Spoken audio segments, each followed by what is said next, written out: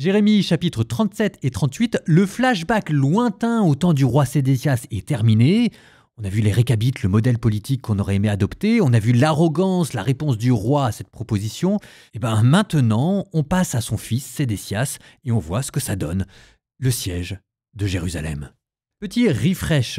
On avait vu comment s'était déroulée la guerre avec les Babyloniens avant qu'elle n'arrive jusqu'à Jérusalem. Le siège de la ville de Lachish, le siège de la ville d'Azéka, et comment, pour regonfler les maigres rangs de son armée en déroute, le roi Sédécias avait fait libérer les esclaves pour les enrôler. C'est à ce moment-là que l'armée égyptienne monte pour essayer de libérer Juda, et que Sédécias, voyant cela, en profite pour rappeler tous les soldats qui avaient libérés et les réduire à nouveau en esclavage.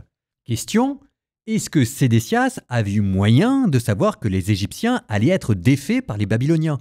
La réponse est oui, parce que le chapitre que vous allez entendre, c'est précisément la prophétie de Jérémie pour prévenir le roi que le secours qu'il attend de l'Égypte, ça ne va pas fonctionner.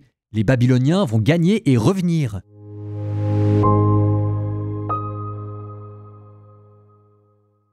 Le roi Sédécias, fils de Josias, régna à la place de Conias, fils de Joachim. C'est lui en effet que Nabuchodonosor, roi de Babylone, avait établi roi sur le pays de Juda. Cependant, ni lui, ni ses serviteurs, ni les gens du pays n'écoutaient les paroles que le Seigneur leur adressait par l'intermédiaire du prophète Jérémie.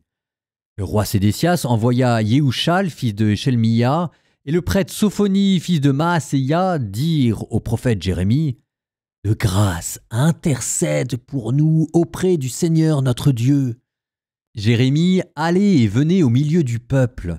On ne l'avait pas encore mis en prison. L'armée de Pharaon était sortie d'Égypte, et les Chaldéens qui assiégeaient Jérusalem, en apprenant cette nouvelle, avaient levé le siège de Jérusalem. Alors la parole du Seigneur fut adressée au prophète Jérémie. « Ainsi parle le Seigneur, le Dieu d'Israël. Voici ce que vous direz au roi de Juda qui vous envoie vers moi pour me consulter. L'armée de Pharaon, qui est sortie pour vous porter secours, va retourner dans son pays d'Égypte. Et les Chaldéens reviendront attaquer cette ville. Ils la prendront et l'incendieront. Ainsi parle le Seigneur. Ne vous abusez pas vous-même en disant « Les Chaldéens vont s'en aller de chez nous pour de bon », car ils ne s'en iront pas. Et même si vous battiez toute l'armée des Chaldéens en guerre contre vous, au point qu'il ne reste plus que des blessés graves, chacun d'eux se redresserait dans sa tente et viendrait incendier cette ville. Or, tandis que l'armée des Chaldéens levait le siège de Jérusalem à cause de l'armée du Pharaon, Jérémie sortait de Jérusalem pour aller au pays de Benjamin toucher sa part d'héritage au milieu des siens. Comme il était à la porte de Benjamin, il y rencontra un certain Iriya, fils de Shelmia, fils de Hanania, chef de poste de garde, qui se saisit du prophète Jérémie en lui disant « Voilà que tu te rends chez les Chaldéens ?» Jérémie lui répondit « C'est faux, je ne me rends pas chez les Chaldéens. » Mais Iriya ne l'écouta pas. Il se saisit de Jérémie et le conduisit auprès des princes. Les princes s'emportèrent contre Jérémie, le frappèrent et le mirent en détention dans la maison du scribe Jonathan, transformé en prison. C'est ainsi que Jérémie se retrouva dans un cachot, sous les voûtes, et Jérémie demeura là de nombreux jours. C'est alors que le roi Sédécias l'envoya chercher. Il le questionna en cachette dans sa maison et lui demanda « Y a-t-il une parole venant du Seigneur ?»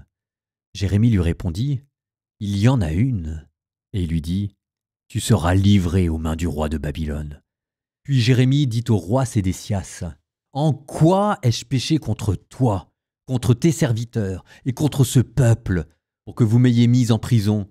Où sont-ils vos prophètes qui prophétisaient « Le roi de Babylone ne viendra pas contre vous ni contre ce pays » Mais maintenant écoute, je t'en prie, mon seigneur le roi. Laisse-toi toucher par ma supplication. Ne me fais pas retourner à la maison du scribe Jonathan, que je n'y meure pas. » Alors le roi Sédécias ordonna que Jérémie soit consigné dans la cour de garde et qu'on lui donne chaque jour une couronne de pain, de la rue des boulangers jusqu'à ce que tout le pain soit épuisé. Et Jérémie demeura dans la cour de garde. Shephatia, fils de Mathan, Guédaliaou, fils de Pachéour, Yugdal, fils de Shelmeyaou, et Pachéour, fils de Malkiya, entendirent les paroles que Jérémie adressait à tout le peuple. « Ainsi parle le Seigneur, qui restera dans cette ville mourra par l'épée, la famine ou la peste. Mais qui en sortira pour se rendre aux Chaldéens, celui-là vivra. Il aura la vie sauve, comme part de butin, mais il vivra. Ainsi parle le Seigneur. Cette ville sera bel et bien livrée aux mains de l'armée du roi de Babylone qui la prendra. » Alors les princes dirent au roi Sédécias, « Que cet homme soit mis à mort. En parlant comme il le fait, il démoralise tout ce qui reste de combattants dans la ville et toute la population.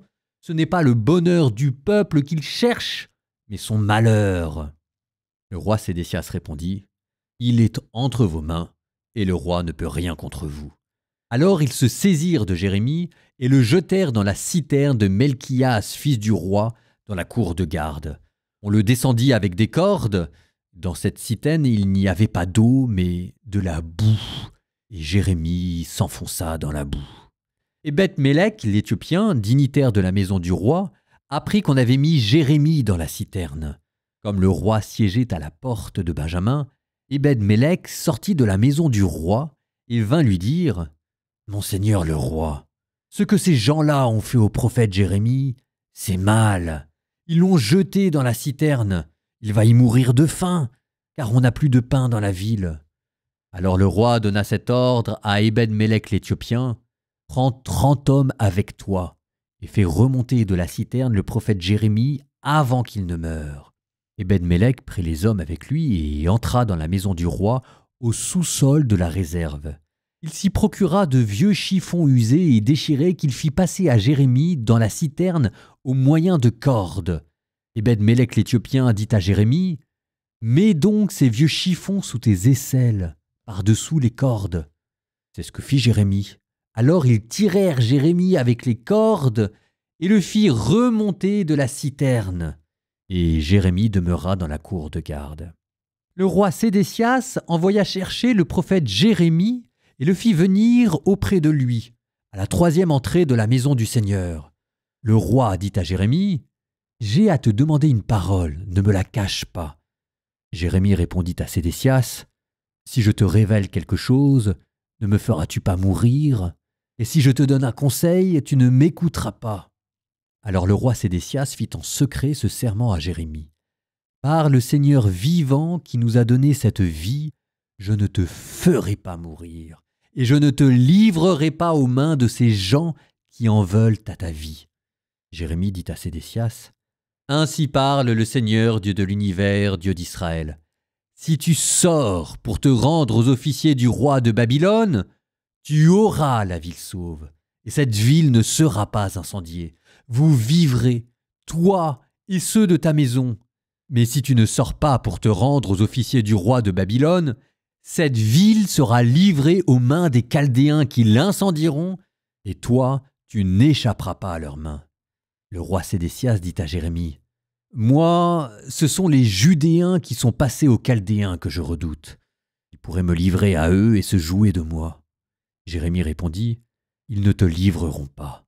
Écoute donc la voix du Seigneur qui s'adresse à toi quand je te parle, et tout ira bien pour toi. Tu auras la vie sauve. Mais si tu refuses de te rendre, voici ce que le Seigneur m'a montré. Toutes les femmes qui sont restées dans la maison du roi de Juda, on les conduit aux officiers du roi de Babylone et elles te disent « Ils t'ont séduit, ils ont gagné tes bons amis. Ton pied enfonce dans le bourbier et eux sont partis. Toutes tes femmes et tes fils, on les conduit aux Chaldéens et toi, tu n'échappes pas à leurs mains. Tu es saisi par les mains du roi de Babylone et cette ville est incendiée. » Sédécias dit à Jérémie, « Que personne ne sache rien de ces paroles, sinon tu en mourrais.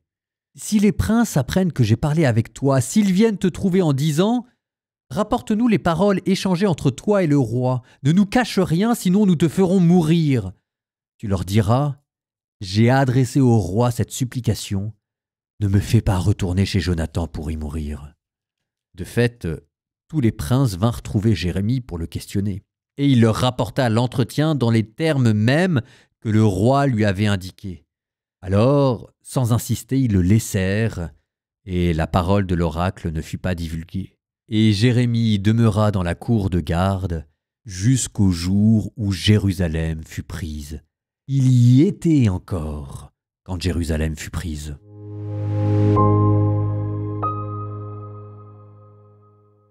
Jérémie, qui prêche la soumission aux Babyloniens, est emprisonné comme traître à la patrie. Au mieux, un déserteur, au pire, un agent infiltré. Et que quand je vous dis que Jérémie commence à être considéré comme traître à la patrie, les espions, on les fusille. Jérémie, qui avait été emprisonné une première fois dans une sorte de prison VIP dans le palais royal, cette fois-ci se retrouve emprisonné dans une citerne. Et pour le coup, c'est la mort qui l'attend. Et donc il est jeté dans cette citerne boueuse pour y croupir, ce qui n'est pas sans vous rappeler d'ailleurs comment Joseph, dans le livre de la Genèse, Joseph le patriarche avait été jeté lui aussi dans une citerne par ses frères, avant d'être lui aussi envoyé en Égypte. Et ce qui anticipe peut-être Jésus, qui sera jeté dans une autre citerne, cette sorte de prison temporaire qu'il y avait dans les sous-sols de la maison de Caïphe, la citerne de Saint-Pierre en Gallicante, dans la nuit du jeudi au vendredi saint. Quand je vous dis que Jérémie anticipe tout cela. Pour l'instant, revenons à Jérusalem.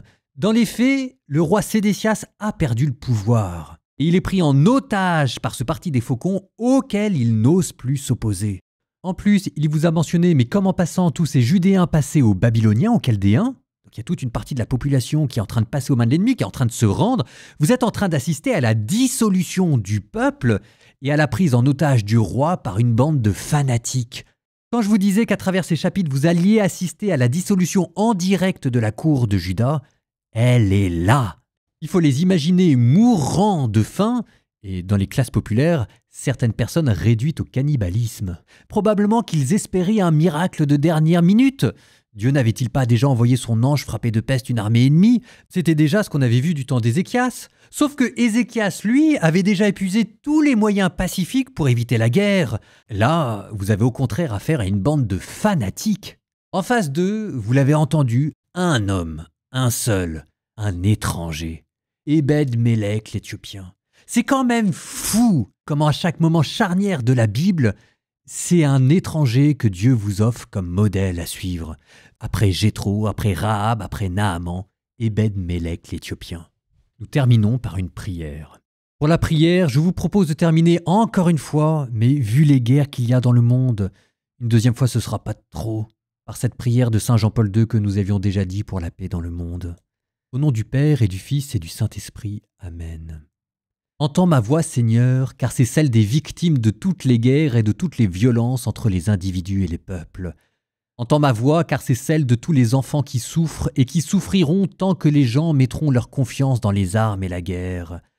Entends ma voix quand je te prie d'insuffler dans le cœur de tous les humains la sagesse de la paix, la force de la justice et la joie de l'amitié. Entends ma voix. Donne-moi la force de savoir répondre toujours à la haine par l'amour, à l'injustice par un total engagement pour la justice, à la misère par le partage. Entends ma voix car je te parle pour les multitudes. Entends ma voix, ô Dieu, et accorde au monde, Seigneur, ta paix éternelle. Amen.